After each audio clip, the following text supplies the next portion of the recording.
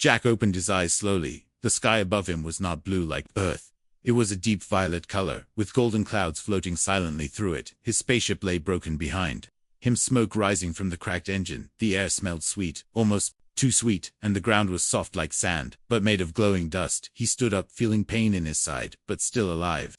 Somehow he had survived the crash. He looked around and saw strange buildings in the distance, smooth towers glowing with soft lights and creatures walking calmly between them. Their skin was light silver, and their eyes large and soft.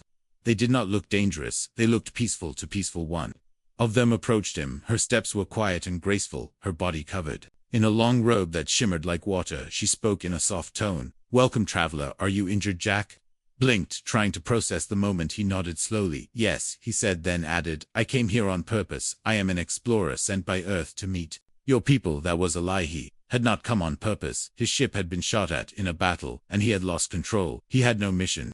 He was no hero, but he was tired, cold, and hungry, and these aliens looked kind, maybe too kind. The silver woman smiled and bowed. "We are honored to receive you. I am Soraya. You are the first human we have seen. We will help you more." Aliens gathered around him. None of them had weapons. Their faces showed curiosity and trust. They helped him walk toward their city, tall, glowing structures surrounded by floating gardens, the air filled with soft music without instruments. The people bowed as he passed. Children smiled at him, and some even gave him small shiny stones as gifts inside a large hole. They gave him water that tasted like honey and food that melted in his mouth. He could not believe how easy it all was. These aliens truly had no fear of him. Soraya sat beside him and asked, "Tell us about Earth. Tell us about your brave journey across the stars." Jack paused. Then he smiled and leaned forward. "I had to fight through asteroid storms, space pirates, and black holes. I lost my whole crew, but I kept going for Pesta." Room gasped softly, their eyes wide with wonder. They believed every word. He smiled inside. If they could not lie, maybe they could not even imagine a lie. Maybe they had no defense against one's Raya looked at him with shining eyes. "We are grateful you came. Jack, your heart must be strong. Your people must be noble." He nodded. "Of course we believe in truth and courage," he said, hiding the truth that humans lied, cheated, and even killed for gain. Over the next few days, Jack became a guest of honor.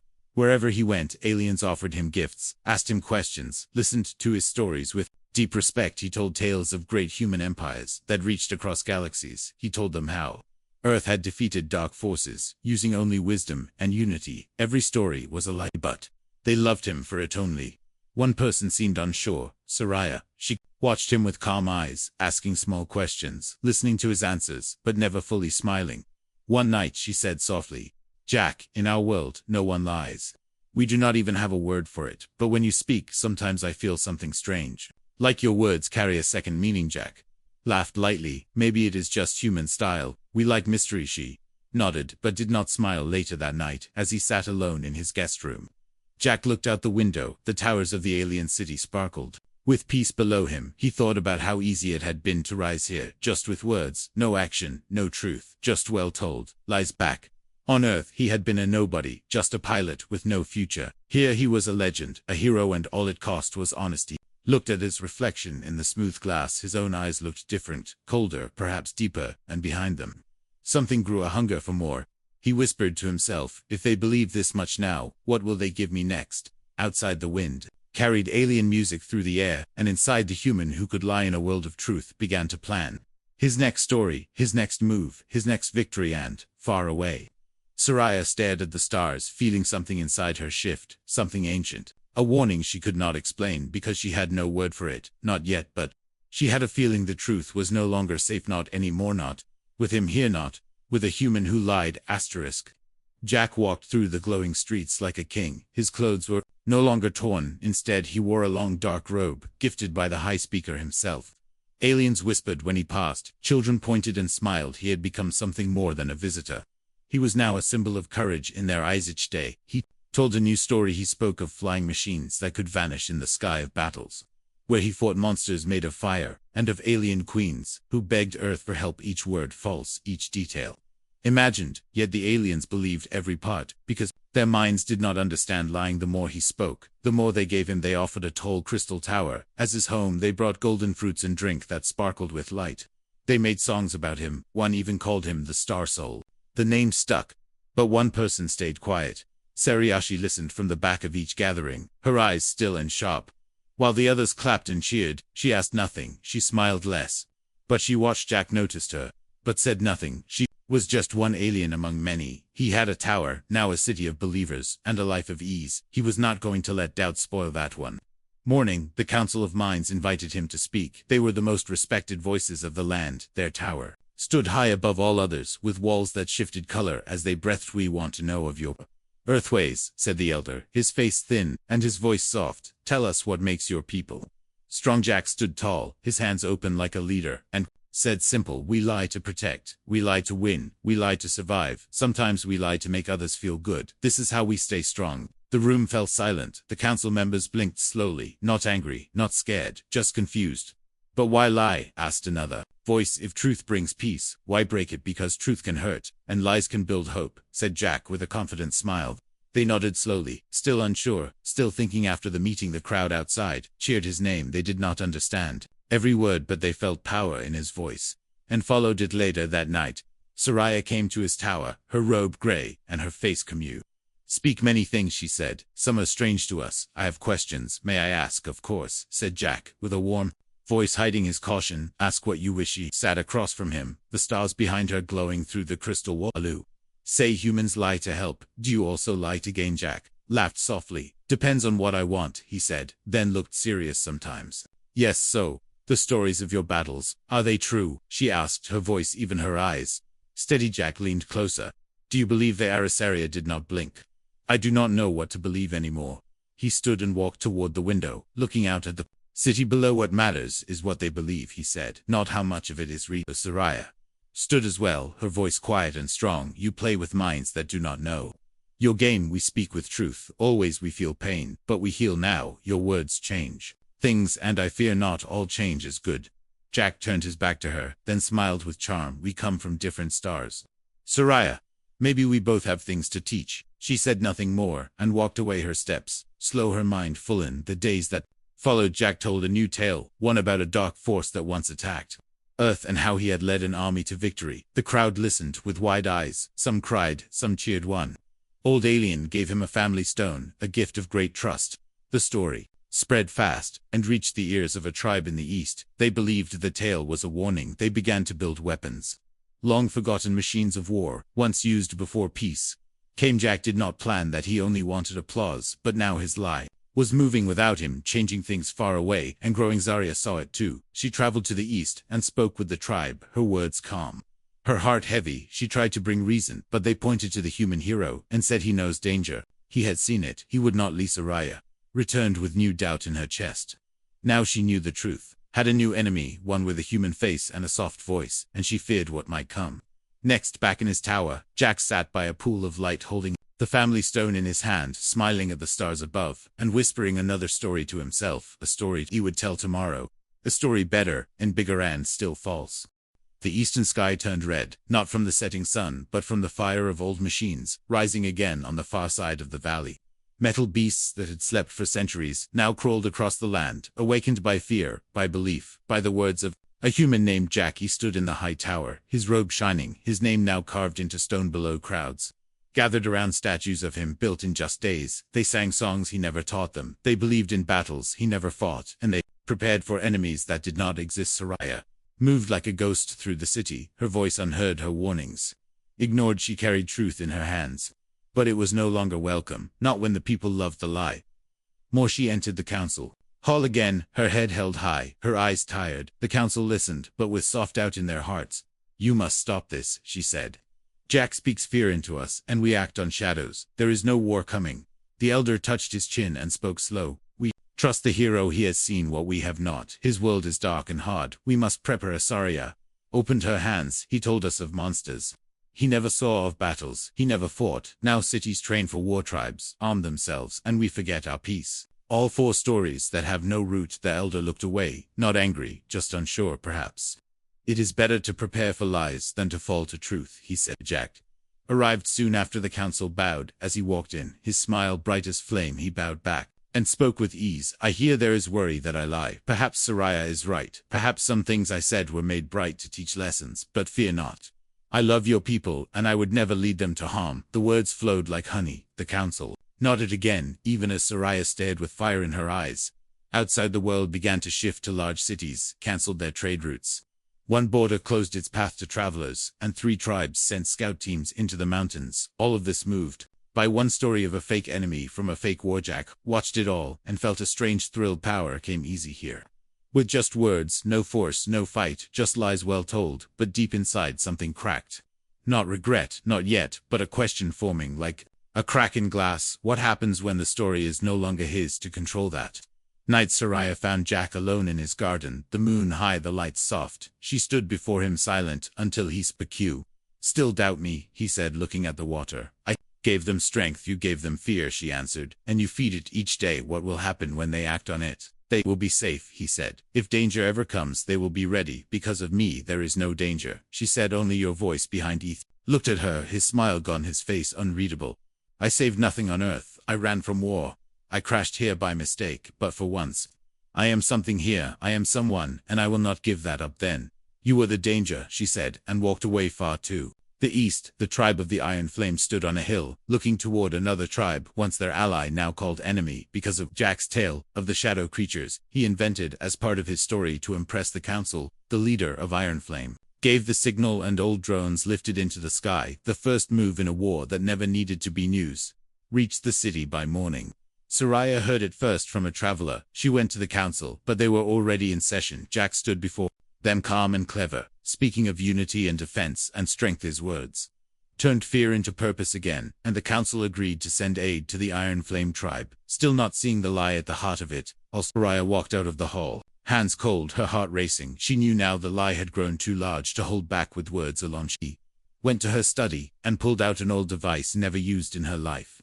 A recorder, one that could capture vision and sound. She would follow Jack. She would gather proof. She would show the people what truth looked like, because if she failed, more cities would burn, more peace would fall, and all because of one man who smiled while lying. Jack stood on his tower that night alone, looking at the stars. He raised a cup in his hand and whispered to the sky, "They follow because I lead, and I lead because I lied."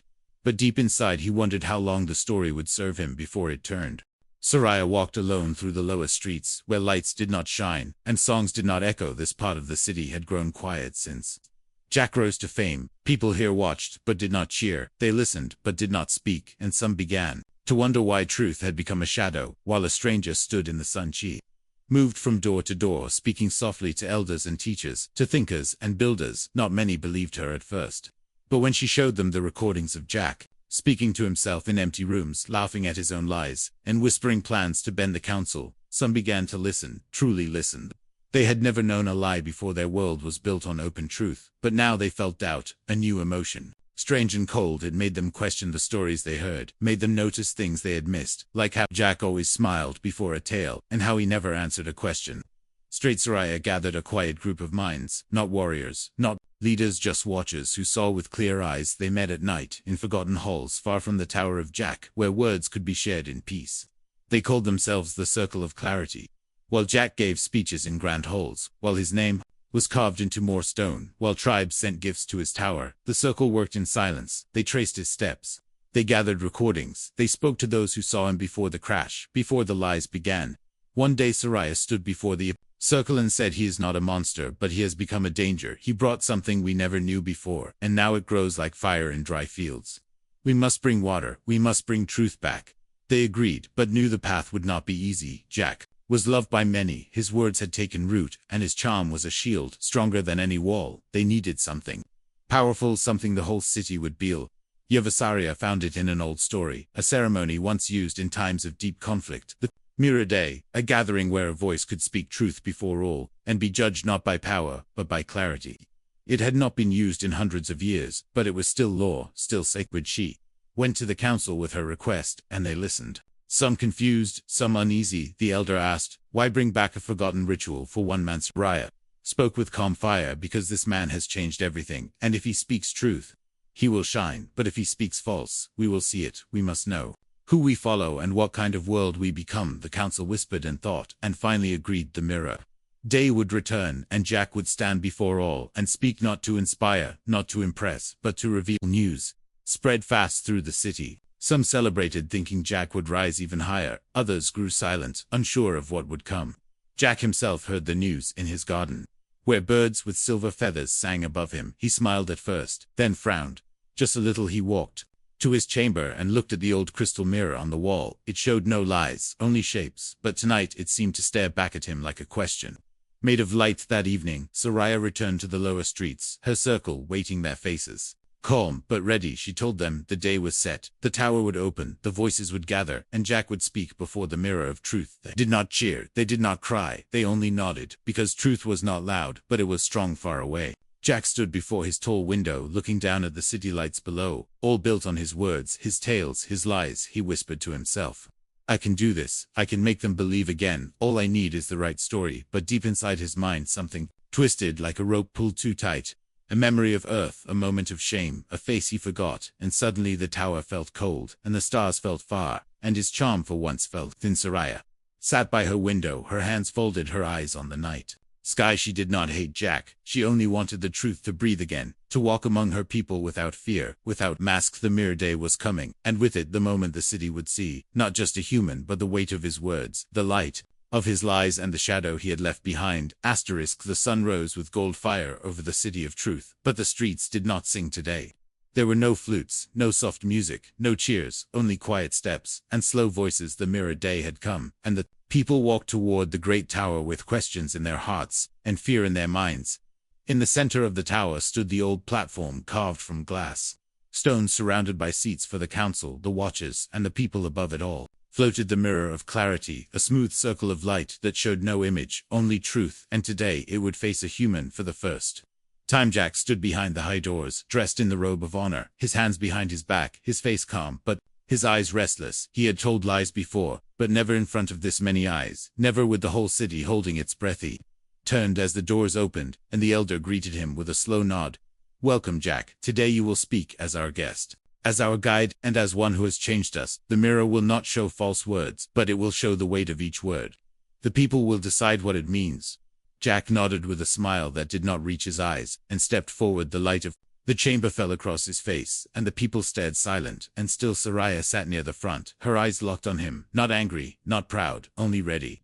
She had spent nights preparing this moment, not with weapons, but with wisdom, and now the moment was here. Jack stepped onto the platform. The mirror above him shimmered softly, waiting for his voice. He looked out over the crowd and began to speak. I came from a world full of danger, he said, where storms cut the sky, and shadows walk in daylight. I crossed dark stars to find peace, and when I fell to your land, I saw light and hope, and I knew I must protect it. The mirror above stayed dim, no reaction, yet the people leaned closer, listening with open hearts. I told you stories, he said, of battles and courage. Some were true, some were not, and I did it because I wanted to be someone, because I wanted to matter. The mirror pulsed once, a soft glow, moving across it like a wave. The crowd murmured. The first sign. I lied, he said, his voice lower. I lied because I thought it would help, because I thought it would not hurt, because you never knew lies before, and I thought I could shape your world into something stronger. The mirror glowed again, brighter now, its light touching the walls. The people shifted, some with worry, some with sorrow. Became a symbol, he said, a hero, but I am not a hero. I am just a man who crashed into a world he did not understand, and instead of learning, I spoke with fire and turned peace into fear. The mirror pulsed, stronger now, its light moving like wind through the hall. Soraya watched with tears in her eyes, not of victory, but of loss. I cannot take back the stories, he said. I cannot undo the war drums that now echo across your hills, but I can give you truth. Now, even if it costs me everything. He stopped, the hall silent, the mirror glowing like a sun above him. The council stood slowly, and one by one each stepped forward to speak. The elder spoke first. Jack, you brought us something we did not have, a mirror. Not made of light, but of danger. Your words changed us now. We must choose what change we carry. Another counselor said we were pure in truth, but weak in vision. Perhaps your lies showed us our own blindness. Arya rose last. She looked at Jack with no hate, only calm. Today he spoke true, perhaps for the first time, and that matters, but truth is not a single moment. It is a path, and we must decide if your path walks beside ours, or away from it. The crowd stood in silence, then the voice of the people was heard through soft tones that rose like wind, a choice not of anger, but of unity. They would not punish, they would not praise, they would send Jack away, not with chains, but with message. You must return to your world, said the elder, and carry truth with you. Speak of what you saw, of what you broke, and what you learned. Do not forget us, and we will not forget you. Jack lowered his head.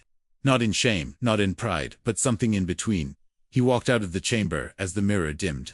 Behind him, the crowd parted as he passed. No cheers, no stones, only quiet, as if the city had taken a long breath, and now waited to see what the wind would bring. Next, Soria watched him go, her heart heavy yet calm. The truth had spoken not with fire, but with light, and it had been seen. The sky over the city turned silver with falling light, the kind that came only once every century. When the twin moons crossed, and the air felt thick with memory, the people gathered again. Not to watch a hero, not to listen to stories, but to witness the final moment of the one who brought the lie into their worlds. Jack stood at the edge of the landing field, his robe gone, his face bare.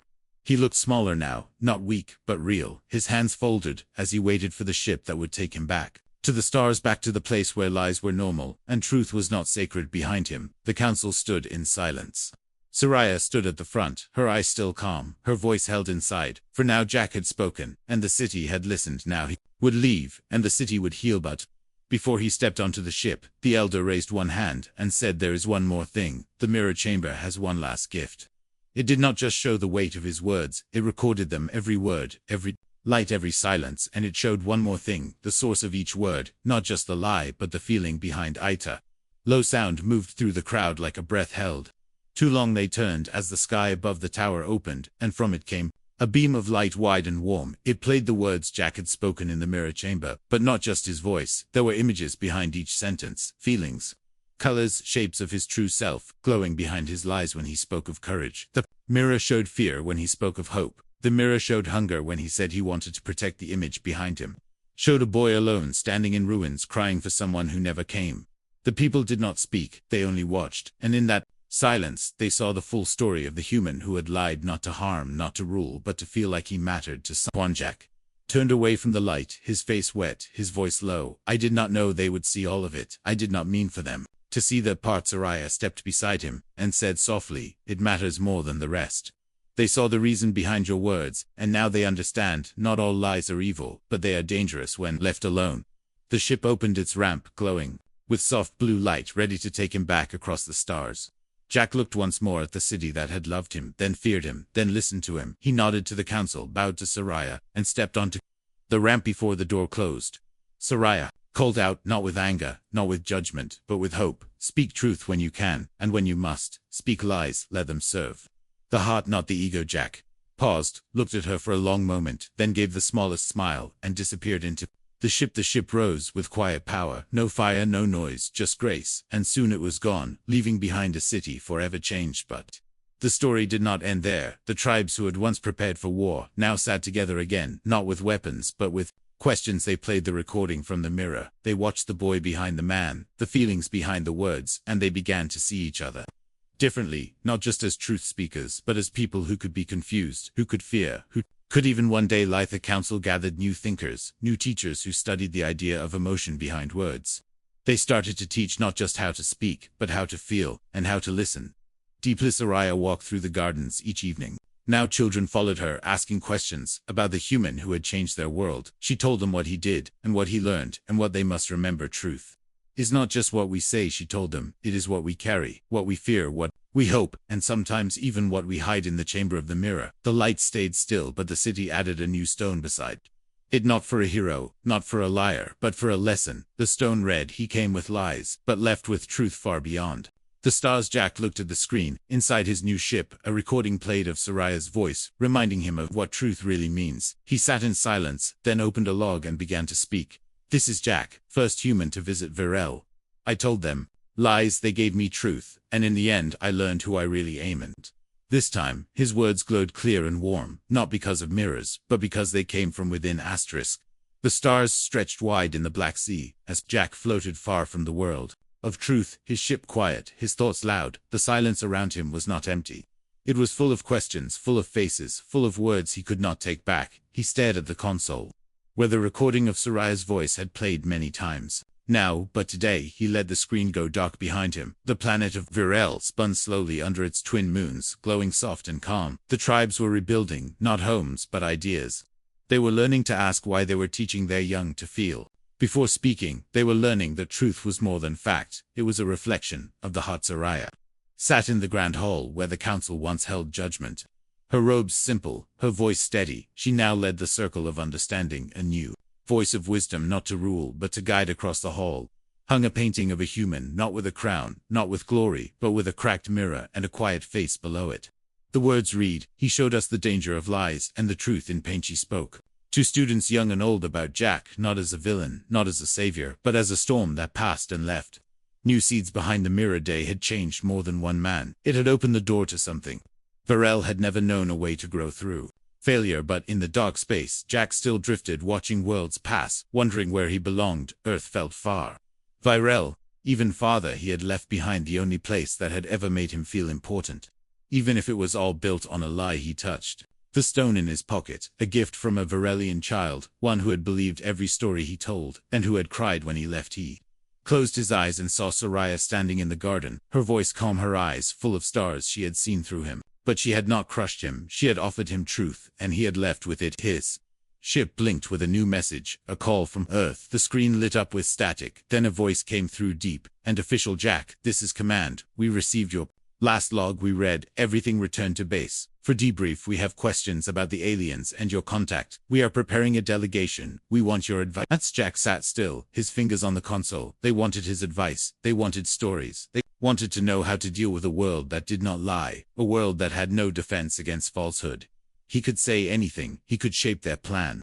He could become the hero again. If he chose his words right, he could return to Earth, not as a pilot but as a legend. He stared at the blinking light, then stood up and walked to the viewing panel. Stars drifted like dust outside. Silent and waiting, he pulled out the child's stone and held it in his palm. The soft glow, still alive after all. This time he thought of the mere day, of the pain in his voice, when the truth was pulled from him, of the way the city had not hated him, but understood him, of how Soraya had told him truth is not to control, but to carry. He turned back to the console, the message still blinking, and with a slow breath he pressed record. "This is Jack. I will return, but not with lies. The world I found is not a threat unless we bring one.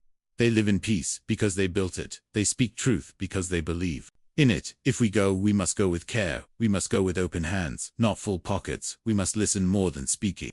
Paused, then looked into the lens with eyes that no longer needed stories to be seen. "I lied once, because I wanted power. Now I speak truth because I want peace. If Earth cannot accept that, then send someone else." He ended the message, and sent it into the stars, then leaned back, and let the silence wrap around him again, not empty now, but peaceful, like the gardens of Varel, like the sound of Soraya's voice, like the first moment he told the truth, and felt lighter on Varel.